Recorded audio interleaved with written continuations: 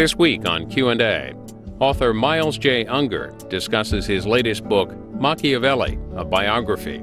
The book is an exploration of the life and writings of the noted Italian philosopher and playwright.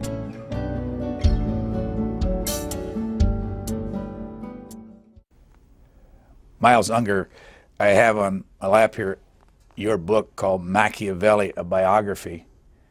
Why did you think that there's a market for this at this stage in the world? Well, I think there's always a market for Machiavelli. Machiavelli is one of the most, of all the Renaissance writers you can think of, I think he's probably the most quoted, the most, more titles with Machiavelli's name in very unusual contexts. Machiavelli for businessmen is very common. You know, how to manage like Machiavelli, Machiavelli for relationships. You name it, Machiavelli's name comes up. He's one of the few men, one of the few names that really comes down and has come into the common language. And I think there's always a fascination with him, part of it based on a misunderstanding, part of it valid, but he's certainly one of the perennially fascinating characters in history. What's the misunderstanding? Well, Machiavelli has become an adjective. I doubt there are many people in this town who would like to have themselves described as Machiavellian, no matter, I have a feeling that many of them read the print secretly, at the dark of night on their, have it next to their bedside, but not too many people would call themselves Machiavellians. They might call themselves pragmatists or realists, but very few people want to be called Machiavellians because he has been associated with a kind of underhanded, cynical, manipulative approach, not only to politics, but to life as well. And I don't think this is really what he was about, but it's a natural misunderstanding and one that goes very early back to really the first years after his death, where he was called an enemy of the human race, the finger of Satan. So there's certainly always a fascination for people who get that kind of reputation. When did you get interested in him? That's interesting you asked that, because I thought back to this. I was giving a talk shortly after I'd completed the book and it had come out, and I realized I had written a paper when I was in 10th or 11th grade on Machiavelli. And I remember I was living in Florence at the time, and that's my fascination sort of stems from that era. But I remember my fascination with him in particular. I had this notion that he was not the man he was purported to be. He was not this villainous character, but rather somebody who was dealing with the sort of the realities as he found them and wanted to find a way to honestly look at human beings the way they were, and in my naive way, and I'm sure I wish I had that paper somewhere that I'd written. But it was sort of I have not really changed my ideas on him that much. I'm much more sophisticated, much more knowledgeable, but that idea that he was up to something other than the common perception of what he was up to is something that's always fascinated me. Why were you living in Florence in that time in your life? My mother took us to Florence. I went there when I was 11. And had most of my high school years there. My mother, I think she wanted to follow in the footsteps of Henry James and the Brownings, and had a very romantic notion of Florence, and sort of took her 3 kids right after she got divorced, and it was sort of a lark, and for me it was certainly a fascinating, and I fell in love with the city, fell in love with the history, and I've gone back many times since then, and it's just to me, I mean, Florence is such a wonderful place to be, and it's just a beautiful, fascinating city, full of sort of both violence and the heights of civilization and the kind of lowest lows of human depravity. And it's just a fascinating era, and you could still see that on the streets of Florence if you look closely. Where's your home originally? Well, I moved around a lot. I've sort of an off and on New Yorker. My father was a college professor, and we moved around a great deal. I was born in California, but sort of peripatetic. I now make my home in near Boston, but I go back to Florence as often as I can. I still love it. How many books have you written, and what were the others about? Well, I wrote, before this book, sort of I got on this Florentine Renaissance vein with my last book. I wrote a book on Lorenzo de' Medici, called Magnifico, and the sort of the central figure, the defining figure of the Italian Renaissance, the man who presided over Florence in its golden age. He was known as Lorenzo the Magnificent, and it really captures the kind of splendor and pageantry and the great artistic production of Florence at that time. And writing about Lorenzo and the kind of politics and the kind of machinations and the violence seething just beneath the surface, it was sort of a natural. Machiavelli wrote extensively about Lorenzo de' Medici. Lorenzo de' Medici died when Machiavelli was 23, so he knew him, probably knew him personally, knew his family, knew his sons, and it was certainly, Machiavelli seemed like a natural follow-on from that.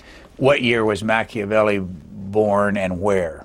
He was born in 1469 in the city of Florence, and Florence was one of the 5 major states of Renaissance Italy.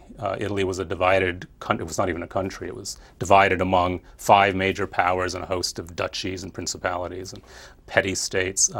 Florence was the weakest of the 5. It was the sort of most centrally located and also probably the weakest. It was weaker than the kingdom of Milan, the Duchy of Milan, of Venice, which had its great maritime empire. You had Naples down at the south, ruled by a Spanish-born family, the Aragonese. And then you had the Papal States, which sort of surround Florence on 3 sides. And it was a very precarious position for Florence. And during Machiavelli's youth, Lorenzo de' Medici was a very adept politician, very adept diplomat. And he managed to keep all these balls sort of in the air, managing to keep Italy at peace and, more importantly, the foreigners out. And with his death really comes the calamity when the foreigners sort of sweep in and sort of cause chaos and destruction. I noticed in one of your footnotes you said Machiavelli lived to be 88. No, he lived to be 58. Well, it's interesting. Maybe it's a misprint that I read. It could be a misprint. He died in 1527. He died at 58, yeah. I thought that was... Michelangelo, I think, lived to be 88. But that 58 for a man of that era was a average, perhaps above average lifespan. Lorenzo de' Medici, for instance, lived to be 43. Go through those 58 years and where was he? And I know you write about the time, 14 years he was a public servant and then prison and all that. Go through those. Well, he spent the first 29 years, exactly half of his life, doing not much of anything. He was a son of a sort of impoverished gentleman who didn't want to work. Had a small estate outside Florence, and he managed his small patrimony, managed to eke a small living, enough to allow him to lead a life of leisure. And Machiavelli originally followed very much in his father's footsteps as a kind of dilettante. He had a good humanist education, which meant he learned Latin. He learned to memorize and to read most of the great Latin writers, Cicero and Virgil and Seneca and Tacitus and Livy, of course. So he had a good education, but he really didn't accomplish very much until he was 29. And it was only then, with the fall of Savonarola, that he takes on a career in public service. And he does this for 14 years, during a period in which Florence had recovered its Republican institutions. It had been dominated by the Medici family for decades, but in 1494, the Medici are expelled, and there's a 4-year interregnum where Savonarola, the great fire and brimstone preacher, is really running things in Florence. And then with Savonarola's execution in 1498, right after that, Machiavelli takes office, which suggests that he belonged to that party that was opposed to Savonarola. And for the next 14 years, he serves as what I like to think of, and I'm trying to find an equivalent in today's politics, a kind of undersecretary of state, roving diplomat, not a top member of the bureaucracy, but a fairly high official with fairly large responsibilities, which continue to grow as he shows himself to be a capable, energetic, and patriotic man. He does this for 14 years until the Medici return to Florence on the backs of Spanish lances. They've been trying for 14 years to get back into the city that had expelled them. They finally manage it after the Florentines back the wrong army. They back the French army. Spanish army is victorious. The Medici brothers, Giovanni de' Medici, who's a cardinal, and Giuliano, succeed in getting a bunch of mercenaries, Spanish mercenaries, to descend upon the city, topple the government of which Machiavelli is a part, and he is booted out of office unceremoniously. Following that, he's a couple of months later, he's actually imprisoned and tortured because his name crops up on a list of people in the pocket of somebody who's plotting to overthrow the Medici regime, a young man named Boscoli, who is trying to gather fellow conspirators, and Machiavelli's name was on the list. He was never approached by Boscoli, and if he had been, it's almost certain that Machiavelli would have, shut the door in his face. Machiavelli was not too big on conspiracies. He writes about that a couple of times, saying how dangerous they are and how often they fail. Machiavelli could often be a kind of political agitator, but he was not somebody who believed in kind of violent overthrow of legitimate government. He was very much a bureaucrat, and I think one of the things about Machiavelli is the first man who really speaks for the bureaucracy, the federal bureaucracy, the man who puts the values of the state, of government, over the people. And he really represents, he's the first who sort of articulates that view, the French phrase, raison d'etat, or reason of state. And he is really the proponent of that kind of system. When did he marry?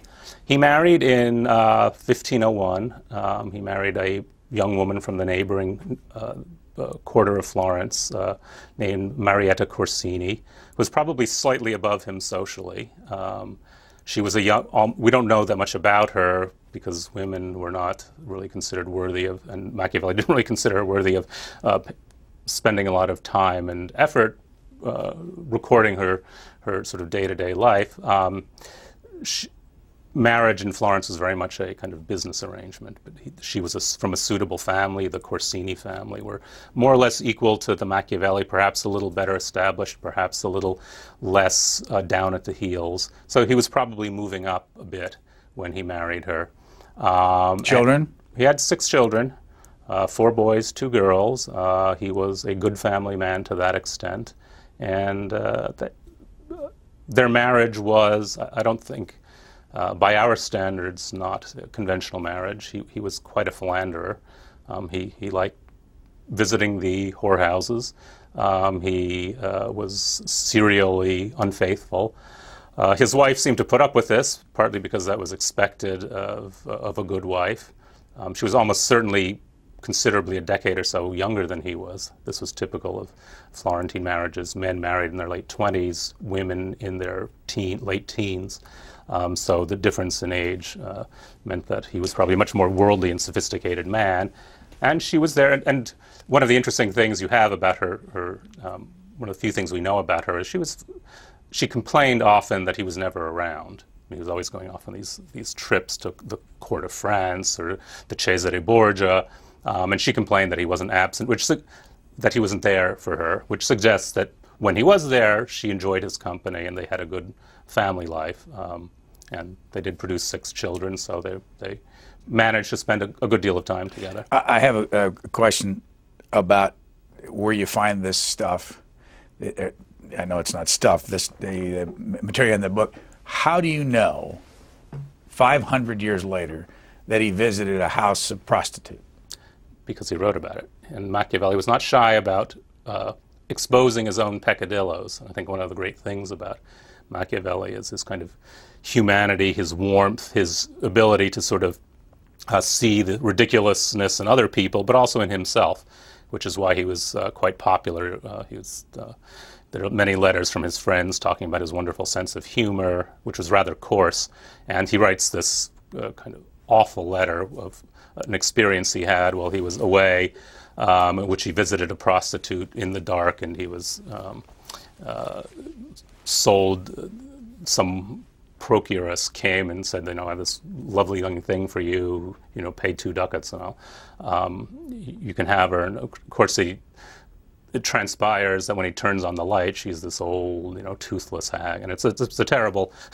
But this is the kind of humor and sort of earthy stuff Machiavelli and his friends trafficked in. It was not a Victorian age by any means. It was very earthy, scurrilous things we probably can't say on TV. So we do know he reported on his various loves, his affairs, and his friends did as well. They often teased him, saying, if you come back to Florence, you're going to get in trouble for having engaged in unnatural sex acts. Much of it was humorous, but certainly he was no saint in his personal behavior. Do you have any idea how many people there were in the world 500 years ago? Oh, many fewer than today. I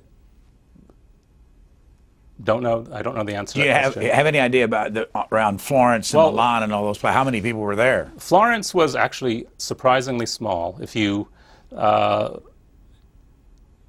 considering if you think about Florence and how Florence looms in the kind of culture of the West and civilization, it's surprising that it was a city of less than 50,000 people at the time that Machiavelli lived there. I don't know what it compares to in terms of some very small, American, town, but it produced Brunelleschi and Da Vinci and Michelangelo, Donatello, Dante, Petrarch. I mean, if the list of geniuses in a population that small is incredibly impressive and almost inexplicable.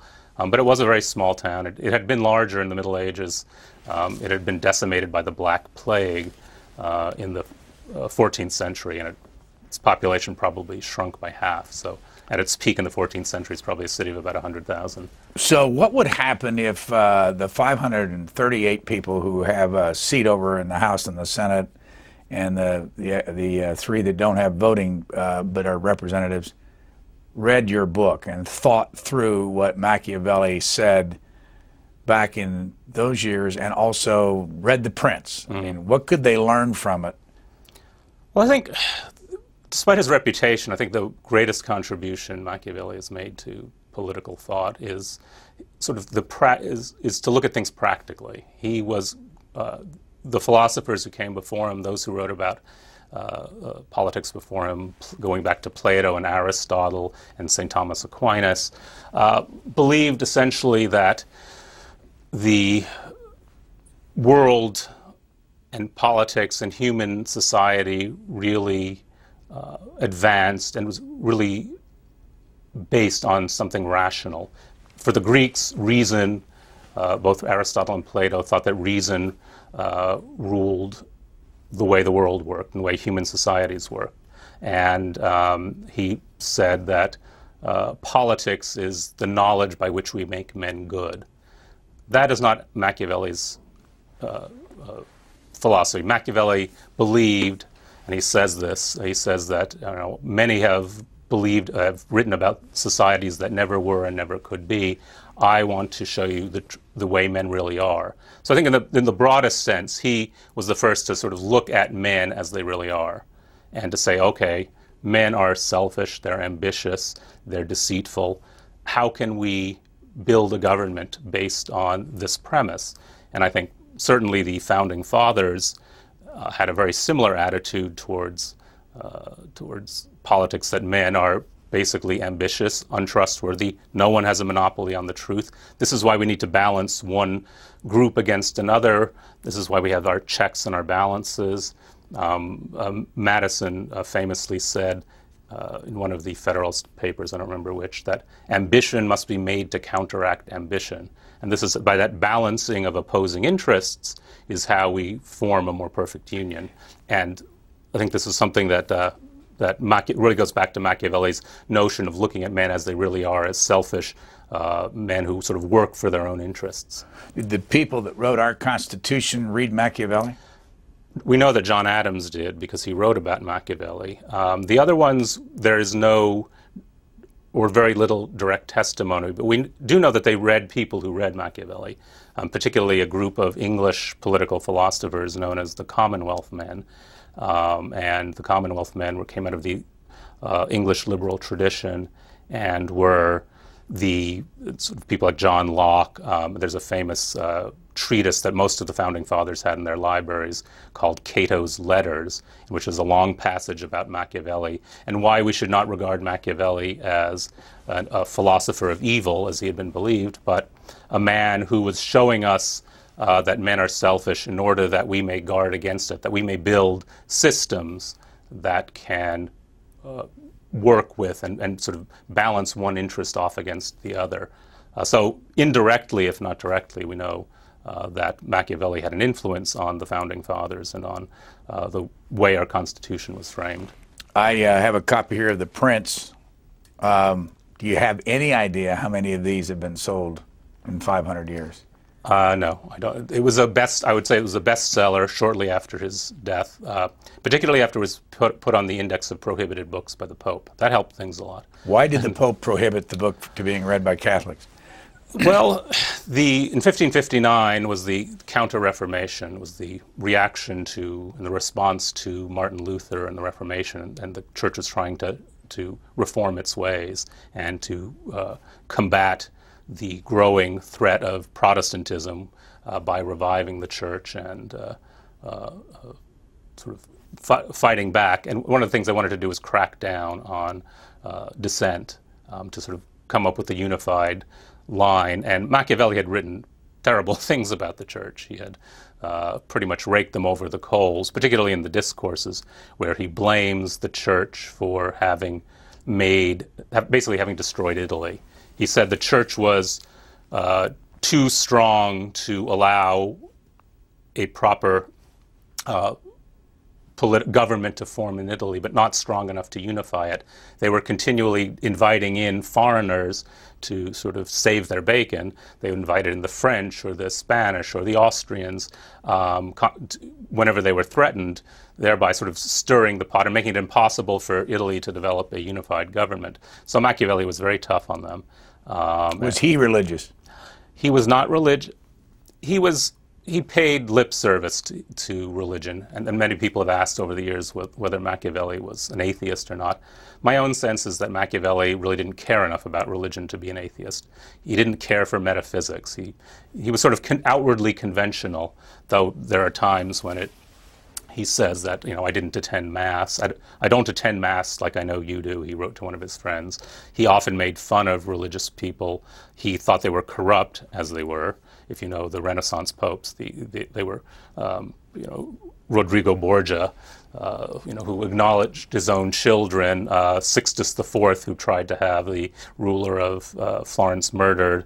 They were not a spiritual lot, I think is a nice Was there somebody that was a pope at 13, or was that a cardinal at 13? It was Giovanni de' Medici was a cardinal at 13. Lorenzo de' Medici's son, who later becomes Pope Leo X, was made a cardinal as a political favor to him. This is sort of the way things went. That was a little unusual even for that time, but that sort of it was very much, and it's not entirely the Church's fault. The Church was sort of stuck between a rock and a hard place because they were the spiritual leader of Christendom, but they were also a state. They were also a political entity that had to fight for its territories, fight for its life, just like every other territory. So they're sort of caught betwixt and between, trying to be the spiritual father to their flock and sort of acting like a Renaissance princeling. How often do you run into people that have never read The Prince? Most people have, I think, at one time or another in school or someplace. And you find it in sort of interesting places. I remember shortly after I started writing this book, my editor sent me a little clip about an article that apparently Lindsay Lohan was carrying a copy of The Prince around with her everywhere. I don't know what she did with it. I'm not sure she learned the proper lessons from it. But he has an appeal outside of the realm of politics that I think very few other political writers have. I think because he represents such a kind of personality type, the gadfly, the guy who's not going to put up with any of the silly, funny business, who's going to sort of puncture the pieties and the assumptions, and in a way, anytime somebody sort of talks about how good people are basically good. There are people who believe that, but there's also the other type, the people who believe that people are basically scoundrels, and you pretty much ought to check your pockets, to make sure they haven't been picked. I mean, that is Machiavelli. People who feel that way feel a kinship with Machiavelli. They relate to him on a sort of visceral level. Where did you get your education? Informally, I got my education largely in Florence for this. I went to Brandeis, and I was actually an art major. I wrote about art for many years before I sort of went back to my original love of history and Italian and Renaissance history in particular. So how do you make your living? As a writer. No teaching? I have taught before, and I used to be a journalist and an editor at a paper, but right now I earn my living writing. Where were you a journalist? I edited an art magazine called Art New England for many years. Covered the regional arts. I wrote for the New York Times for many years, and I've written for numerous other publications along the way. And I also taught some. It was not teaching was not my calling, but I prefer sort of sitting there in front of a computer. By the way, what happened to Mom in all this? She's still alive? No, she died some years ago. We eventually decided we couldn't financially manage to stay in Italy. It was a lark, as I said. It was a kind of spontaneous thing, and I don't think my father appreciated it that much. And he was paying child support, had to have his kids 3,000 miles away. Was not ideal for him, and so we stayed there 4.5 years about, and then I finally came back to complete high school in the United States. Where are your siblings? One of them lives in New York, and the other actually lives in Germany right now. He writes for The Economist, and he sort of goes all over the world. Either one of them as interested in all this as you are? No, I think I'm the one that stuck, that sort of period stuck with the most. I was, even before I moved there, I was very interested in art, and sort of when you're in Florence and, sort of surrounded by Michelangelos and Donatellos and Leonardos, it's sort of, there's not many places better to be. But there are two writers in the family. My father's also a writer, an historian, and has written many books. Where does he live now? He lives he lives in New Jersey. He taught at NYU for many years, and an American historian. So I sort of came to history by a kind of roundabout way. What's his first name? Erwin. Erwin Unger. Yeah. Okay. Back to the prints. You have a photograph in the book, a couple of them. Mm-hmm. I'd ask you, did you take those by any chance? I took some of them. The one I'm thinking of are where he wrote the prints. The house. The house, yes, I did. Where is that? It's in a little village called Sant'Andrea in Percusina, which is about 10 miles south of Florence, and I urge anybody who's going to Florence to visit it. Not so much for Machiavelli's house, but you can see it's a lovely countryside. Machiavelli wasn't too happy there, felt he was exiled there, but that's Machiavelli's house, very much the way it was when he lived there. If you have the concierge open up the house, and it's funny because Italians have so much history around them. It's not like going to Mount Vernon or something where there's a big deal made of it. You have to go across the street, find somebody who'll open the door for you, and they'll show you around and say, oh, here's the desk where he wrote the prints. But it's still very much, and the village is still very much the way it was in Machiavelli's day. How much time did you spend there? This time when I photographed it, I spent a day there. There's not many amenities or things to do. I took a day trip, a beautiful day trip out of Florence and sort of roaming. I remember we walked around the olive fields, the vineyards. It's still very much, you sort of can feel you're back in the 15th or 16th century. It's to see the world through Machiavelli's eyes, what he considered his place of exile. He only spent time there, large chunks of time there after he lost his job, and he felt very much. You can actually see Florence from Brunelleschi's dome. You can still see, and the tower of the palace where he worked as the second chancellor of Florence. You can see, and he must have sat there and pined, and he talks about this, and he sort of feels he would do anything to get back into Florence, to get back to work. He was not one of these people who loved the countryside. So how old was he after his 14 years of working for the government, how old was he when he lost his job? He was about 45. And then how old was he when he wrote The Prince? He wrote it very quickly thereafter because he was a man, as he said, who was not suited to sort of puttering around his farm, tilling the soil, clipping the vines. That was not him. He was very much a political animal, and as soon as he lost his job, as soon as he got out of prison and recovered from the physical ordeal of the torture he had undergone, he was very anxious to get back into the good graces of the people who now ran the government. The Medici were back in power, and so if he wanted to get back, have any position in government, he needed to ingratiate himself with the Medici. Well, in The Prince, he writes a letter to Lorenzo de' Medici up front, and he says this, I realized this is in his letter, I realized there was nothing more precious or important to me than my knowledge of great men and their doings. Mm-hmm. Was he playing up to him? Partly, though he did this less well than most flatterers. Machiavelli, despite the name, was very un-Machiavellian. He was constantly advising princes to be deceitful, to do anything they could to be underhanded, but he in his own life was rather too frank for his own good. He tended to tell people sort of unpleasant truths they didn't really want to hear. And in the case of the prince, which was in effect a job application to get back, he gave this to, well, originally wrote it for Giuliano de' Medici, then Giuliano de' Medici dies, and Lorenzo, his nephew, takes over.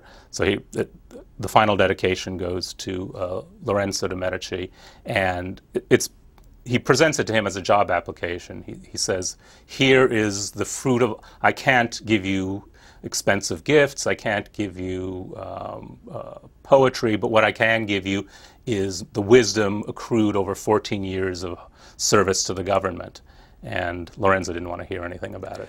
What is your original manuscript anywhere? No. It was not published in its own day, in fact. As far as I know, there are no extant copies of a written manuscript. But it circulated in manuscript in its own day, and then a few years after he died, it was published. But it was quite well known in sort of intellectual circles in Florence during his lifetime, and it made him actually quite notorious among the Florentine intelligentsia. Here's something out of chapter 15, and I just pulled. It's a small book. Yes, it is. That's one of the reasons it's so popular. It's an easy read, a fun read. This is in the middle of chapter 15. What men and particularly rulers, and this particular translator uses rulers for the word prince all throughout. He says, if you always want to play the good man in a world where most people are not good, this is what Machiavelli is saying, you'll end up badly. Hence, if a ruler wants to survive, he'll have to learn to stop being good, at least when the occasion demands. That is a classic formulation of Machiavelli. Again, was made the rather reasonable assumption that no ruler can do anything unless he's in power, and no ruler who always follows the path of virtue will remain in power long.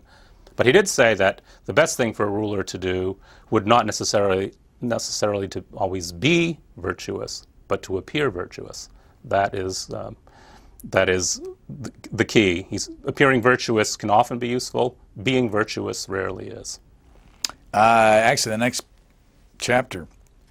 Hence, if you're determined to have people think of you as generous, you'll have to be lavish in every possible way. Naturally, a ruler who follows this policy will soon use up all his wealth to the point that if he wants to keep his reputation, or keep up his reputation, he'll have to impose special taxes and do everything a ruler can to raise cash.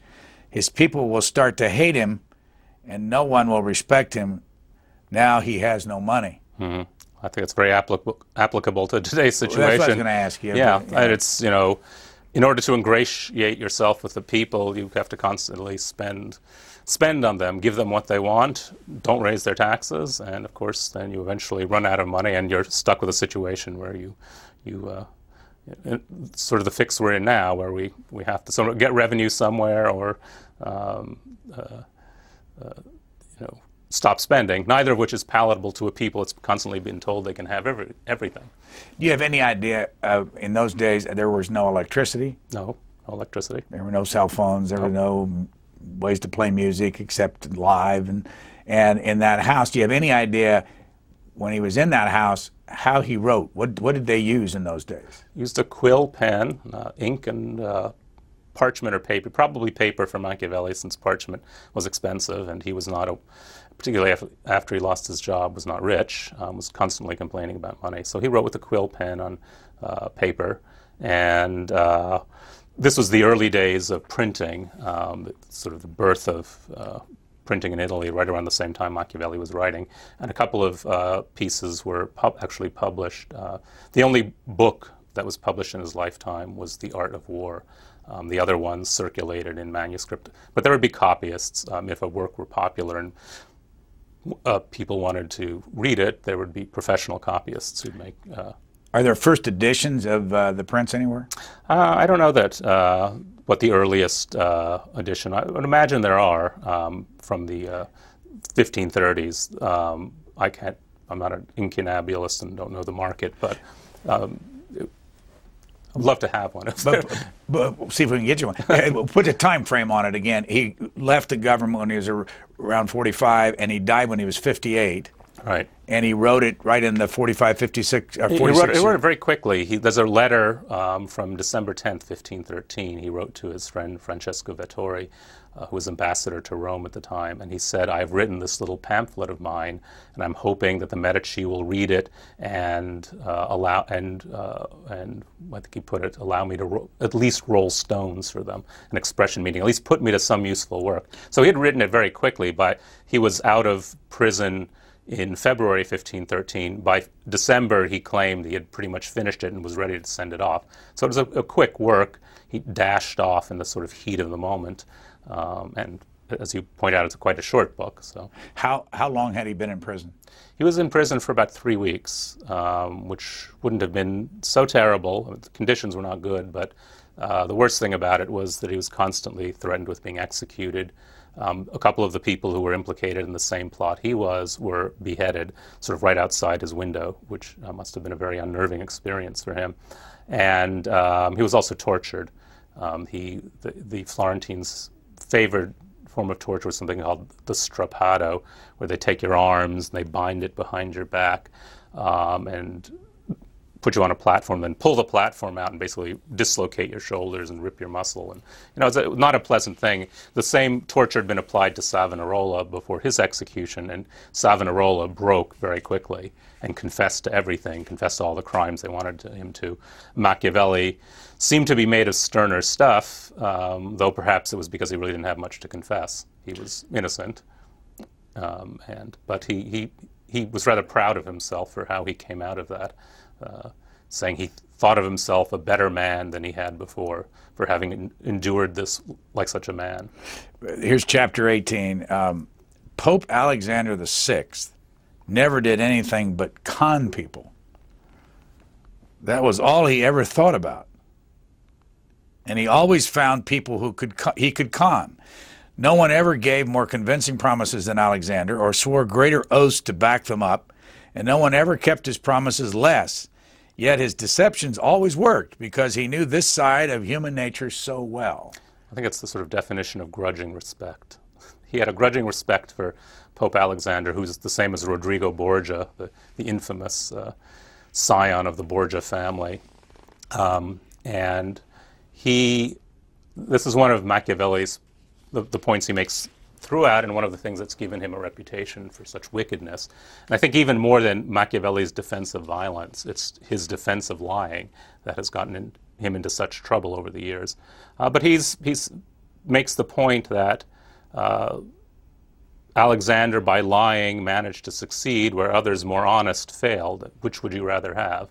A man and a ruler's job is to succeed, and Alexander succeeded, though he would, I think, with the case of Alexander, he also chastises him because he says that his lies and his success were meant only for his own family. And he contrasts this with Julius II, his Alexander's successor, who was equally duplicitous and equally violent, but his lies and his violence were for the sake of the church, for the sake of something larger than pure nepotism. And so I think it's fair to say that Machiavelli's attitude towards Alexander was grudging with respect, with perhaps the emphasis on the grudging. How many of those popes back then were married? None were married. Many had children. Few acknowledged their children. One of the things about Rodrigo Borgia, Alexander VI, was that he openly acknowledged his own children. Usually popes would pass off their children as nephews. Did he have children while he was pope? No, most of them were. He was an older man by then, but they were children when he was cardinal. Certainly, he was very open about his mistresses. He had his favorite mistresses. There are stories of orgies in the Vatican, which he and his son participated in. Murders in the Vatican. It was sort of like Rome under Nero, pretty much sort of bacchanalian place, and of course his most infamous son, his most infamous child was Cesare Borgia, and also there's the famously beautiful and mysterious Lucrezia Borgia as well. You say that Cesare, his son, had syphilis? Yeah, it was going around. It had been brought in. People speculated come over with Columbus's ships in 1492 and eventually spread.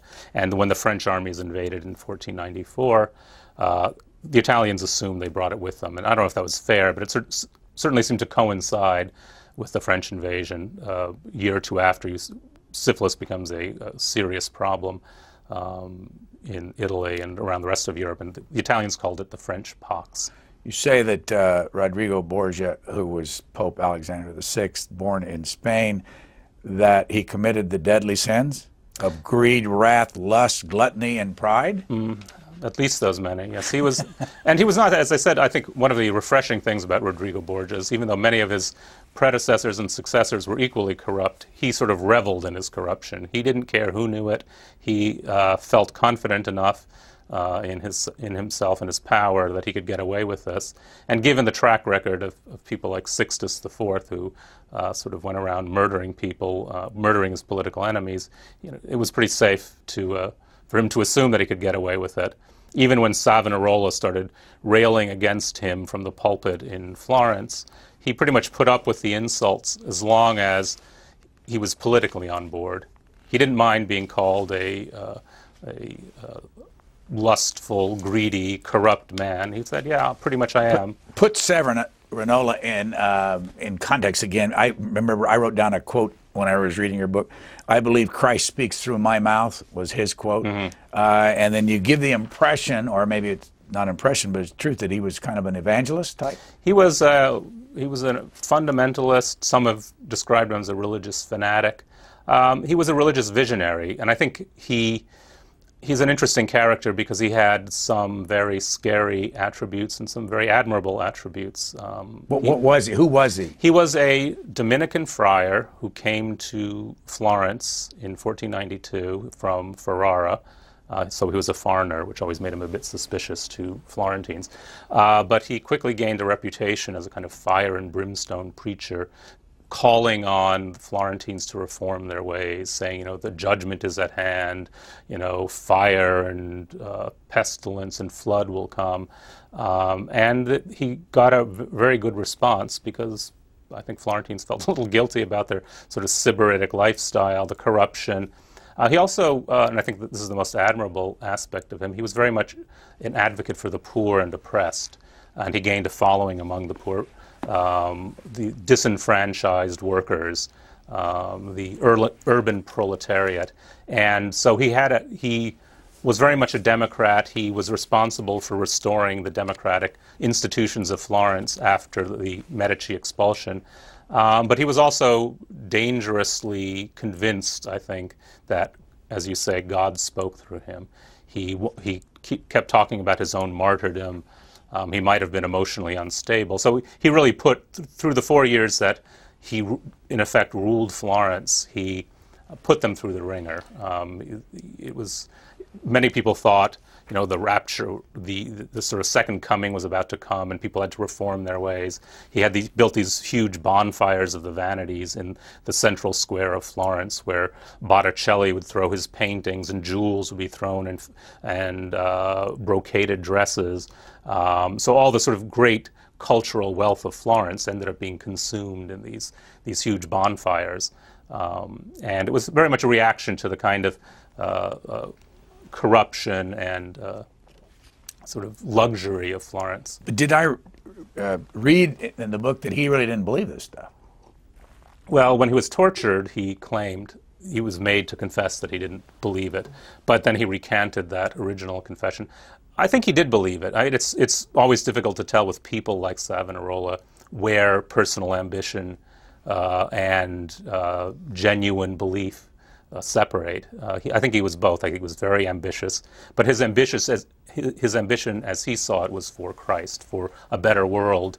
And I think we see this in sort of contemporary figures who mix sort of religious, visionary qualities with sort of messianic belief in themselves with sort of politics. I mean, it's very hard to know where belief ends and sort of pure personal ambition begins. Go back to this book that you wrote.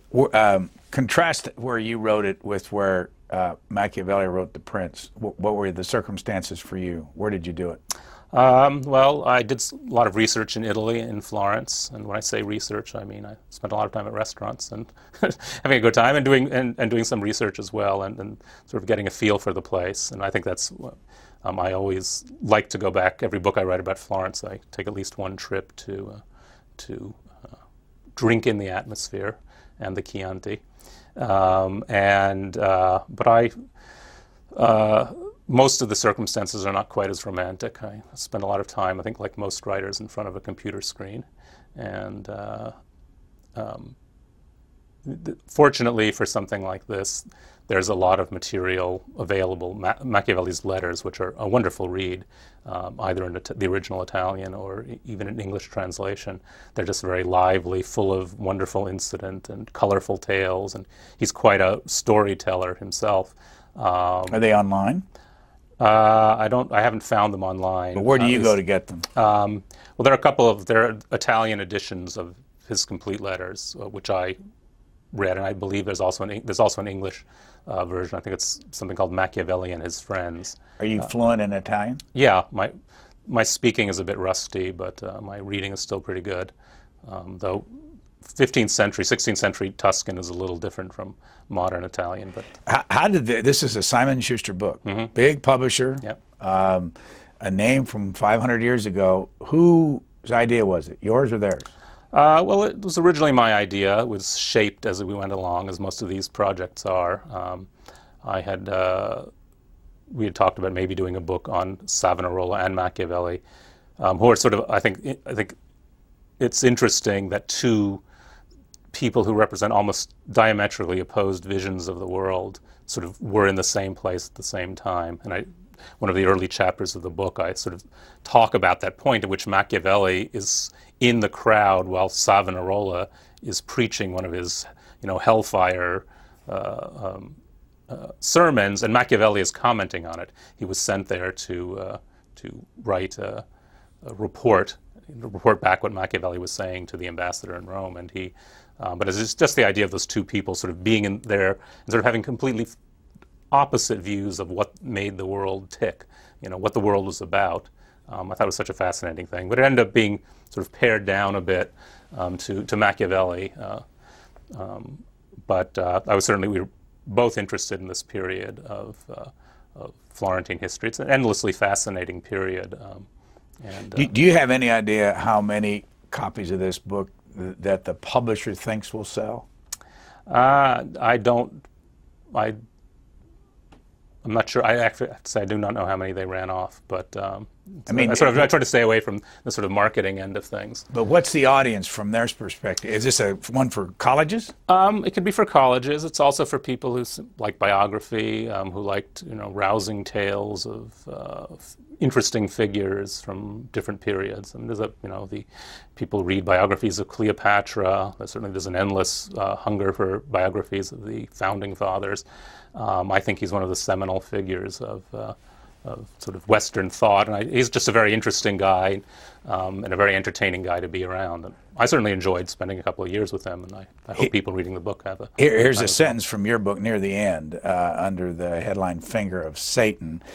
To describe someone as a Marxist is to define his political views. To describe someone as Machiavellian is to impugn his character.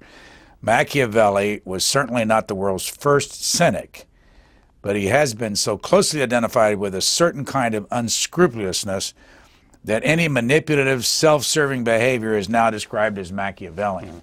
How cynical was he? He had a rather skeptical view of human nature, I think you can say. He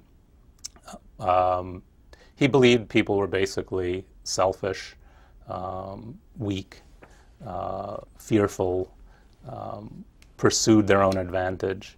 But he also had a very humane view of the human race. I think he was a very warm, and I think it certainly comes through in his comedies. He had a very warm understanding of human nature. He said men are scoundrels in some sense, but he also said we're just basically animals pursuing our own sort of basic needs, and he was accepting of human nature. And I think that's one of the things that made him different from other people who had a rather bleak view of human nature, like St. Augustine, for instance, who talks about how human beings is essentially wicked. Machiavelli, when he said they were wicked, is much more accepting. He says, it is impossible to go against what nature compels you to do. In a way, he's sort of an early Darwinist, saying we're basically animals competing for resources, competing for power, and it is what is unnatural is to expect people not to live like this. So he had a very sort of on the one hand, is skeptical of human nature, but also sympathetic with it. You write this too. He took pleasure in scandalizing his readers, standing traditional nostrums on their head and demonstrating how following the recommendations of conventional moralists could lead to disaster. What do you think his reaction would be if he came back today, 500 years later, and he saw that his book was everywhere? I think he'd get a kick out of it. He was very ambitious. He was not modest. He was not falsely modest. He was very... I think one of the things that drove him was a sense of his own sort of marginality in Florentine society. He's always had to work at the behest of some rich, stupid man that he had to court, like Lorenzo de' Medici or Giuliano de' Medici, and I think it irritated him that they treated him with such disdain. And I think he would have gotten quite a kick out of the fact that who remembers, at least not Lorenzo the Magnificent, many people remember him, but the Lorenzo to whom he dedicated the book, nobody remembers him except for the fact that Machiavelli dedicated The Prince to him, and the fact that Michelangelo built a wonderful tomb in his honor. Did he ever get a job after he was run out of government? He got a job, not quite a job, but he was sent on missions after a number of years of sort of being in the political wilderness. He got a number of assignments from Giulio de' Medici, who was a more sort of sympathetic figure. Cardinal Giulio de' Medici eventually becomes Pope Clement VII, and they're both fellow intellectuals. There's a kind of mutual admiration, and he gets some kind of small assignments late in life. He sort of gets back in the saddle again, fighting for Florentine independence in a very difficult time. So he never really got a steady job back, but he sort of late in life he did manage to feel at least he was contributing something to his country, and he was an ardent patriot, and that was very important to him. Here's more from The Prince.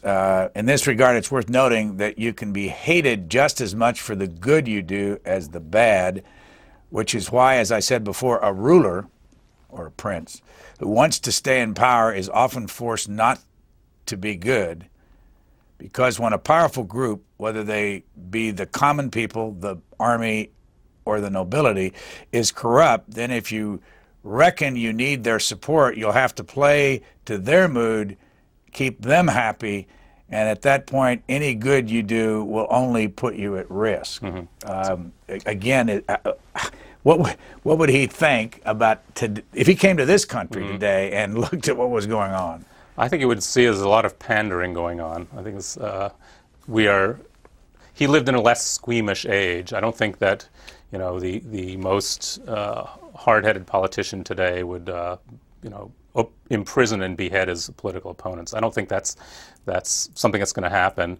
I think Machiavelli would look at our political system and he would see that there are a lot of people who are afraid to tell the truth, who are afraid to do the hard work necessary to get things done. I think he's not a big fan of pandering. He wrote a scathing indictment of those who, during a period of war, went to reconquer the little republic of Pisa that had escaped its grasp, and people were refusing to pay their taxes to fund the war. He wrote a scathing indictment of this, saying, how can you, who claim to want to be free but will do nothing to, bring that about? I think he probably would have been very harsh on the lack of civic mindedness that he would find, I think, in contemporary American politics. Do you think you'd like him? I think I would. I do like him. I think he's... I mean, personally, from what you know of him. I think, yeah. I mean, it was a coarser age, and there's a kind of level of kind of coarse humor and ribaldry and, sort of disreputable living that I think I would have a hard time as a married man sort of accepting You have kids? I have kids, How yeah. many? 2. I have 2 daughters, and I would keep him far away from my daughters. He was a bit of a lech. But I think he's a very warm, witty guy. He's tactless and acerbic, but he was very well loved by his friends. He also had a lot of enemies, particularly those who were his political superiors. This cover you have, is that the only likeness we have of Machiavelli? There were a couple of others. There are no likenesses of him from life. This was done a few years after his death, based on descriptions of people who knew him. But it's probably, if most of them agree fairly closely. And there are some descriptions of him. His wife wrote a letter to him, the only letter we have from her hand when he was away in Rome, describing the birth of their young son, saying his jet black hair, just like you. And so there are a couple of descriptions that we have of him. And that's, I think, the best of them and the most convincing. What's your next book? Have a couple of ideas. I'm thinking about doing something again in the Italian Renaissance, which I love, or branching out to something else, and I haven't entirely decided. I wouldn't mind doing this, mining this territory as long as possible. There are many great characters and figures from the age that are... You got to go back to Florence and try some of that Chianti. Or yes, no, that's another reason to mine this particular territory. The perks are nice. Our guest has been Miles J. Unger. He is the author of Machiavelli, a biography, and we thank you very much. Well, thank you.